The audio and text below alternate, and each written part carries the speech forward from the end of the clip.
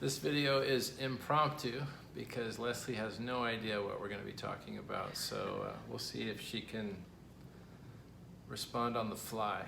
This video is about things that are just not in style.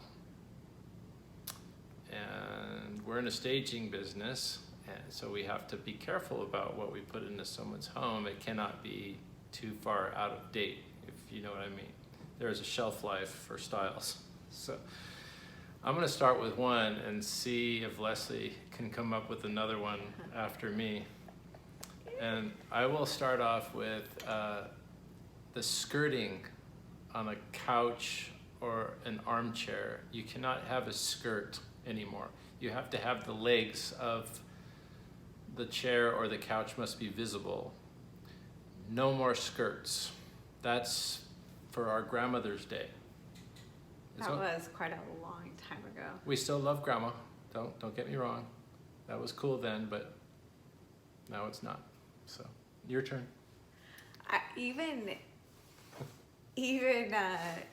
So now it used to be that your couch would sit on a small little, I don't even know if you can call it a leg. It's more like feet. And now it's more like a leg.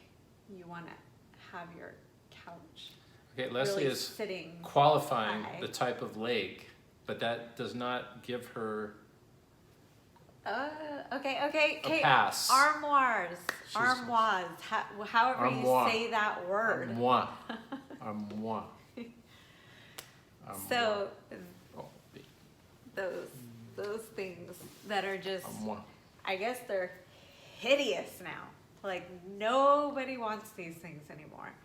So you see them everywhere. You see them on Facebook Marketplace. You see them on, I guess, OfferUp. And I saw them in Goodwill today when I went and dropped off some stuff. And Now imagine back in the day, right, when homes were built cheaper, probably, maybe even pioneering days. I mean, we're talking about the 1800s when you're not going to have that walk-in closet, are you? no. You're not even going to have the sliding door closet. You bring your closet with you and you put it in the room. That's your armoire. Yes. And what do you get to put in there? Whatever fits in that space, that's your closet. And Yeah. back in the day, right? 2 or 3 changes of clothes. Well, the armoires that we are seeing right now is what was housing our television sets 20 years ago. So you think there was an evolution from armoire to entertainment center? Yes. Okay, but we're talking about, now are you on entertainment center too? Yes, I suppose, Wait, but there are different styles. You could have saved like that. when I was in the 80s, there were entertainment centers, and then like it transitioned to they, had the closed doors so you could hide it, make it look all nice. She just blew her chance because she could have used entertainment center on the next one, because flat screen TVs, generally we don't put those in entertainment centers anymore. They just go on the wall, right? Go on the wall. Remember the TVs? Well, if you guys are really, really young, you won't remember the TVs were almost 2.5 feet deep with these big tubes on the back and what have you. All right, it's my turn. Microwaves over the stove. Microwave over the range. I think you kind of took that from me, but whatever. You had your chance. The other day, I brought that. No, I actually, Leslie's giving me a hard time, but a guy that was working for me, I call him my contractor. His name was Eric, and I wanted to just have the microwave on the wall. I figured, yeah, just above the range. And he's like, I got to take care of the battery thing. So he just said, no, you don't put the microwave over the stove anymore. That's no. And I thought, okay, so where are we going to put it? And well, down in the kitchen island. And I thought, no, I don't like it in the island. Even they do have the cool ones with the drawers now, but I didn't know about that. So ours was kind of built into a cabinet that was integral to the counter in a way, just kind of. Which I really liked. I really liked the height that was Right. at, because the low ones, I don't want to bend down to operate my microwave. I feel like if it's below your certain level where you open it up and who knows what's falling in there. It's just like, I mean, the oven's like that, so I guess that's unfounded, but I just felt like at the counter height, it was a lot more convenient because in our day and age, I mean, you do want to cook things quickly sometimes. So that was mine. But there was plenty of room in the kitchen to put it in a space that was. Don't let Leslie think that I got that from her. Don't you think that I got it from Leslie. Don't let her convince you of that, because Eric, who's the contractor, helped me with that. Yeah. It's your turn. Okay, how about backsplashes that are kind of out there? Well, actually, we could go with the crazy. The mosaic looking, the long, thin glass. No, I was gonna glass say that. tile on your Backsplash. Yeah. Is it a backsplash if it's higher up, you know, or it's above your counter where you have the tile, right? You remember seeing those little glass tiles that came out? I think those came out in the late 80s or the 90s. You know, you see them at Home Depot, the glass tiles. Really? Yeah, so you put your tile in and then you do the glass tile stripe. And you'll see them in the showers and Yeah. even if it's not a stripe, it could be the whole backsplash, and it's all this busy backsplash. So now Leslie has to tell you what's going to work if we cannot any longer. If we can't do that, then what are we going to do? What kind of backsplash? What kind of tile? Oh, Yeah, but I just think it should be simple. Subway tile? Subway tile. I think that's very classic. I don't think it's gonna. Subway tile. Oh, I think I'm gonna have a reaction.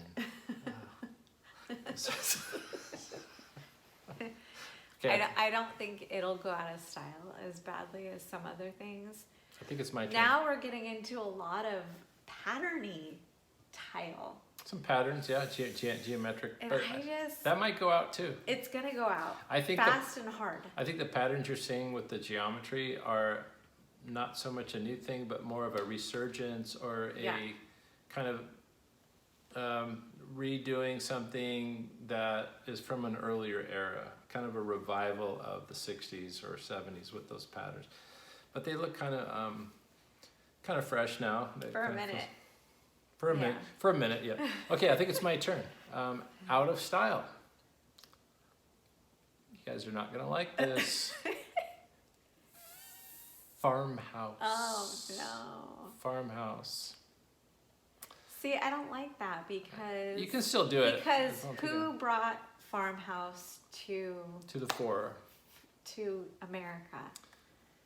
Well, I think She did, and I think it was actually here before Joanna Gaines. I think the Yeah, farmhouse style okay. was something that But she preceded made it very popular, and what she wanted people to do was to really have what they loved. So I don't think she really pushed that as far as like, oh, you know, you should. I She think really Leslie she loved that is style. sympathetic to Joanna Gaines because we both love her. And I love Chip. We and all Joanna. do. Yeah, they are fantastic people. However, I think it was their style, and they weren't trying to say everyone she should kind have of it. pushed that style into almost every home they did, and she could have been a little more broad in her approach. I think she could have tried some other stuff, but I think she used it so much and it became such a thing that farmhouse, which has been around since farms existed, right? It's not something that really someone invented. It's more adapted. It's an adaptation of something that came from American farms, maybe some European farms. But my point being that it was used to an extent that people just don't want to see it now. And our designers, the people that work for us, they're like, nope, we are not doing farmhouse. That is long gone. That is no longer a thing. So I'm going to go ahead and give it thumbs down on the farmhouse, as much as Leslie's trying to defend it. It's Just now a little. It's not necessarily. it my is now style, but- Leslie's turn. Okay, so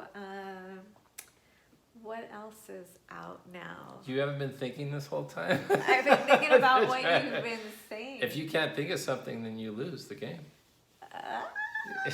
I'm going to give you like 10 seconds because these people are waiting here. Okay. You have to think of something. How about? How about upholstered walls?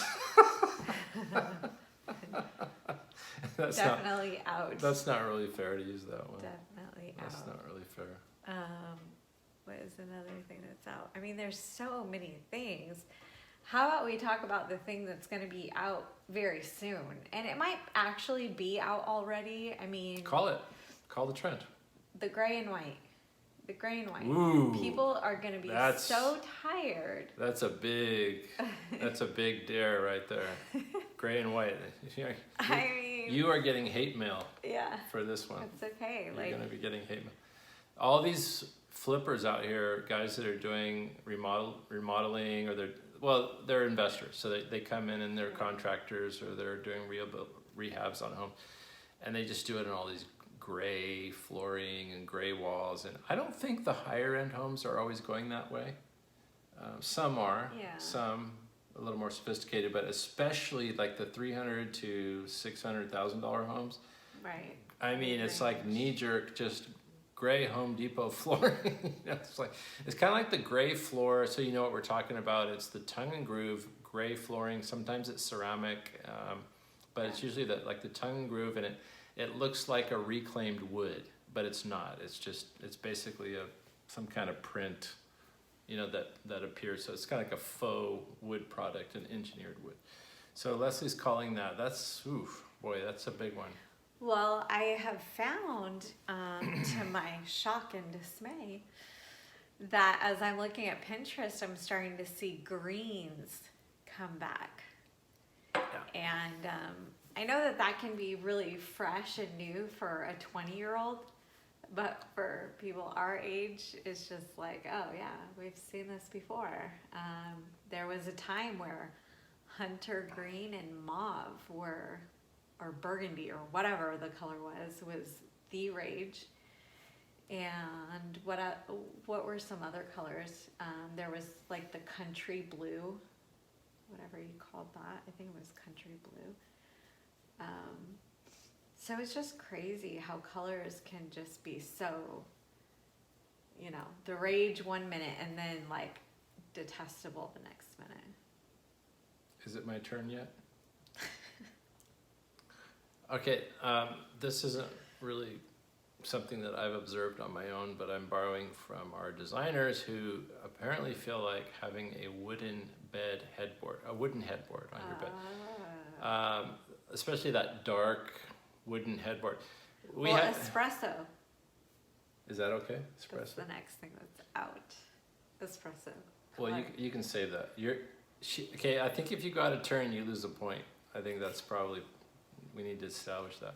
So the upholstered headboard is the thing right now that's being, I think, utilized on just about every stage we do for a master bedroom. We have an upholstered headboard, and it's the type of upholstery, it's not tuck and roll, but it has a name. It's the one with all the buttons, right? Where it has all the buttons going across. And somebody can, comment and tell me what the name of that upholstery is. And it's usually a gray upholstery, sometimes off-white. Is it but tufted? I don't know. I'll have to look it up. But we just don't do the old kind of like the mahogany, the dark wood headboards that I think were much more in fashion probably 10 years ago. We happen to have one. It's an old Pottery Barn headboard. It has a footboard, has the rails and the whole thing. It's the dark wood, and one of our designers... It's like a medium wood. It's not dark. Not too dark. No. One of our designers came in and she's like, oh, yeah. You guys might want You guys really need to update that. I didn't know this was going to... I didn't know this was going to go on so long. Okay, so what is your next out of style? You just reminded me that the espresso, very dark, almost black wood stain is very much a thing of the past now. Nobody wants that.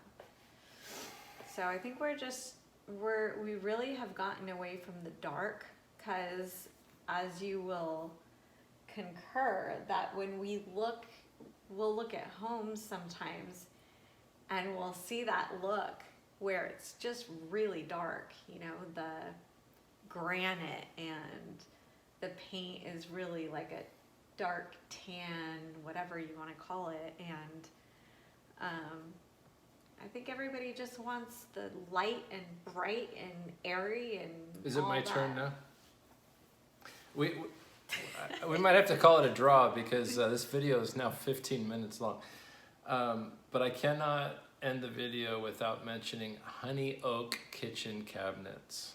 Remember the honey oak? You know, it's got the nice little kind of carved insets. It's got the frame with the little bevel that comes in. The frame with the inset. The frame with the inset, but it's usually got this kind of a curve. Oh, and don't forget the coved corners sometimes, right? They're just the honey oak. Oh, I cannot. I'm so beyond, I'm so tired of honey oak cabinets. When I see a honey oak kitchen cabinet, I just want to take it down to restore and drop it off, or I want to cover it with a nice primer, just paint it out. And a lot of people now are painting their kitchen cabinets so they don't have to buy new ones, because these are actually very well made. Many of the honey oak cabinets that you'll see, they literally are solid oak on the framing and some of the details. I'm sure the actual body of the cabinet has some, like an oak ply, but really well made. And so you can paint them. There's a company here in I believe in our area that specializes in painting your kitchen cabinets, because it's such a popular thing now. If you don't want to reface, you can also paint. So honey oak, no. No. You have one more? Or are we done? You want to call it a draw? I think you should come up with one. I know, I should. I You mean, should there's have one so more. many. Well, it's But, not really fair to Leslie. Maybe I'll give her a mulligan, because I popped this video concept on her without any notice whatsoever. So you can see how well she did, considering she didn't have any script or anything.